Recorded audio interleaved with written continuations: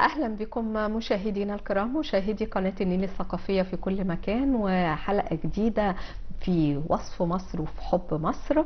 واسمحوا لي أرحب بزميلتي الفاضلة رينيا حبيبتي، يعني دايما منورة في برنامج وصف مصر وفي كل حلقات البرامج. حبيبتي يا عبير، دايما منورانا ورمضان كده، مبارك وكل سنه عليكي. وانت طيبه. طيبة. ورمضان كريم حبيبتي. الله أكرم. مشاهدينا الكرام، يا رب يكون شهر جميل، وشهر هو فعلا شهر البركه وشهر الكرم، يا رب. وشهر عايزين نحاول ان احنا نتقرب الى الله سبحانه وتعالى.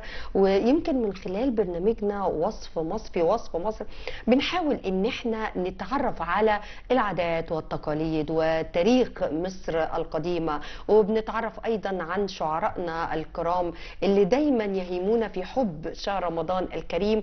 وايضا بنتكلم عن الاماكن السياحيه الثقافيه الدينيه اللي موجوده. مصر عامره بكل هذه الاماكن، وهي مصدر جذب لكل السياح. ويمكن النهارده احنا هنتكلم إن شاء الله في لقاء من ضمن لقاءاتنا يا رينيا مع مشاهدينا، يا رب ينول يعني إعجابهم ورضاهم. هنتكلم عن هذه المزارات الدينية السياحية من خلال السياحة الدينية في مصرنا الحبيبة وطننا الغالي.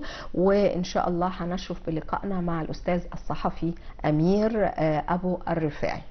وايضا هنتكلم مع الشعراء اللي دايما بالنسبه لهم شهر رمضان الكريم بيكون ليه ابداعات خاصه. وزي ما كنا بنسمع الكاتب الكبير احمد شوقي يقول في رمضان: وصلي صلاه من يرجو ويخشى، وقبل الصوم صم عن كل فحشاء. وطبعا ليهم القصائد جميله جدا. النهارده هيكون معانا الشاعر دكتور الاتربي بدير حمزه. إن شاء الله النهارده باذن الله يا رب يعجبهم فقراتنا باذن الله. ودايما الفقرات الشعريه والادبيه يعني بيبقى فيها ابداع جديد من خلال كل مبدعينا ومبدعاتنا يا رب العالمين. مشاهدينا الكرام، تعالوا بينا نروح لفاصل، وباذن الله لما نرجع هتكون معاكم زميلتي العزيزه دكتور عبير، وتبتدي اولى فقرات برنامجنا وبرنامجكم في وصف مصر.